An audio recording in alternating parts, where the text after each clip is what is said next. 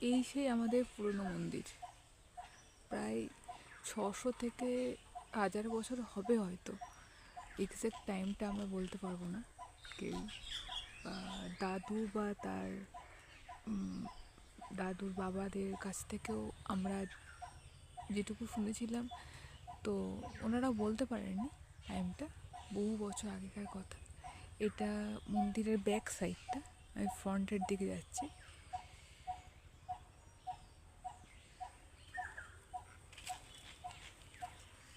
পুরো জঙ্গলাকীর্ণ, এটা আমাদেরই পূর্বপুরুষের তৈরি, আর পুরোটা জঙ্গলাকীর্ণ হয়ে গেছে।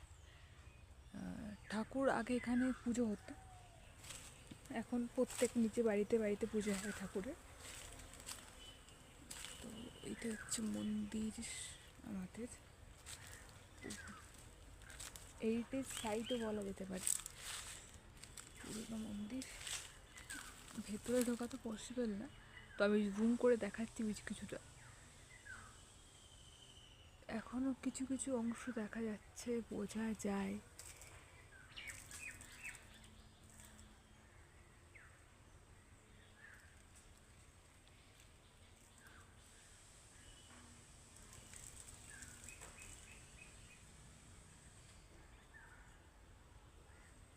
আমি একটু এগিয়ে যাই এদিক দিয়ে। তো এই মন্দিরের এই উঁচু দাওয়া দেখে বোঝা যাচ্ছে যে এগুলো কত মানে 100 বছরের পুরনো। ইটগুলো তো প্রায় ধসে গেছে, এর উপরে যে গাছগুলো উঠেছে সেই গাছগুলোই কত বছর হয়ে গেল।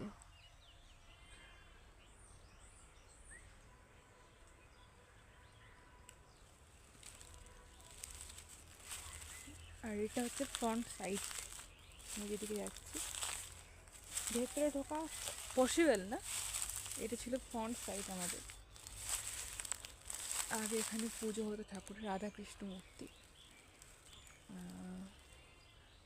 এখানকার এখনো কিছু জিনিস দেখা যায়। এখানকার মাটি ছিল, যেটা আমি দেখাচ্ছি, যে একটা জিনিস আমি দেখতে পাচ্ছি যে এটা হচ্ছে অনেকটা চুন সুরকি দিয়ে তৈরি। চুন সুরকি মানে আগের তো সিমেন্টের ব্যবহার ছিল না, চুন সুরকি দিয়ে এখানকার এগুলো তৈরি হয়েছে। আর এই যে মন্দির, এই মন্দিরের ইটগুলো এতটাই পাতলা যে ঠিক না দেখলে বোঝা যাবে না। এই হচ্ছে আমাদের পুরনো ভাঙা মন্দির, কত 100 বছরের পুরনো আমরা কেউ জানি না। আজ এটা প্রায় ধ্বংসাবশেষের মতনই পড়ে আছে, সংরক্ষণ করা হয়ে ওঠেনি কারোর পক্ষেই। কারণ সংরক্ষণ করতে গেলে তো অনেক আর্থিক দিক থেকে অনেকটা মানে প্রয়োজন, তো সেটা তো পসিবল হয়ে ওঠেনি কারোর পক্ষে, তাই এটা সংরক্ষণ করা হয়ে ওঠেনি। তো আর এদিকে যাওয়াটা একটু অসুবিধা, ভেতরে ঢোকাটা, আর ওই সাইড অনেক আছে। এখনও এই মন্দিরের ভেতরে সেই প্রদীপের দাগগুলো এখনও ঠাকুমা বলে যে দেখা যায়। ঠাকুমা এর আগে অনেকবার ভেতরে গেছিলো, মানে এই ভাঙা মন্দিরে এই অবস্থায়, তো দেখেছিল যে এখন সেই মন্দিরে প্রদীপ জ্বালানোর জায়গা, বা আমাদের যে রাধাকৃষ্ণ গোপাল আছেন ওখানে বেদি আছে ভেতরে একটা, সেটাও ধ্বংসাবশেষ প্রায়। তো এই হচ্ছে আমাদের মন্দির। এখানকার ইটগুলো এতটাই পাতলা, মানে এত পাতলা ইট দিয়ে জিনিসটা তৈরি হয়েছে, খুব সূক্ষ্ম এবং নিখুঁতভাবে। তো না দেখলে বোঝা যাবে না, আমার পক্ষে পসিবল নয় ভেতরে ঢোকা। তো এখান থেকে যেটুকু দেখা যায় সেটুকু আমি দেখাচ্ছি।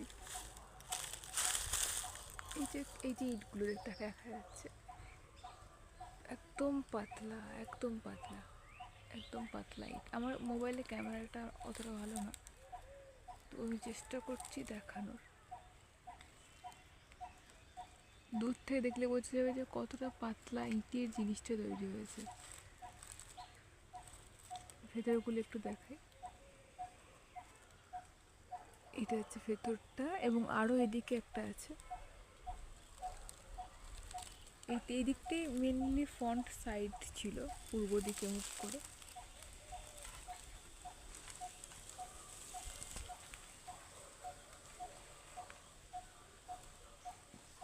এটা হচ্ছে আমাদের, আমি পিছিয়ে যাই, আমি একটু পিছিয়ে এসে দূর থেকে দেখাচ্ছি মন্দিরে এই ফ্রন্ট সাইডটা। ও যে একটা কোলঙ্গা বলে এগুলোকে, এটা কোলঙ্গার মতন আছে। ওই যে ওই যে দেখা যাচ্ছে, ওই যে কোলঙ্কার মতো একটা জিনিস দেখা যাচ্ছে, ওটা। তো ওখানে এখনও প্রদীপের দাগ দেখা যায়। ঠাকুমার কাছে শুনেছি সব ভেঙে চুরে ইয়ে হয়ে গেছে। এটা একটা হেরিটেজ সাইট বললেও হয়তো ভুল হবে না। তার কারণ হচ্ছে এটা অনেক বছরের পুরনো মন্দির, সংরক্ষণের অভাবে ওইভাবে মানে ধ্বংসের পথে। এর ইতিহাস কিছুটা কিছুটা জানা, বাকির সবটাই অজানা আমাদের কাছে, আমাদের নিজের ফ্যামিলির এটা। যাই হোক, ভিডিওটা কেমন লাগলো জানাবেন, আর একটু সাবস্ক্রাইব করে দেবেন চ্যানেলটা, পাশে থাকবেন।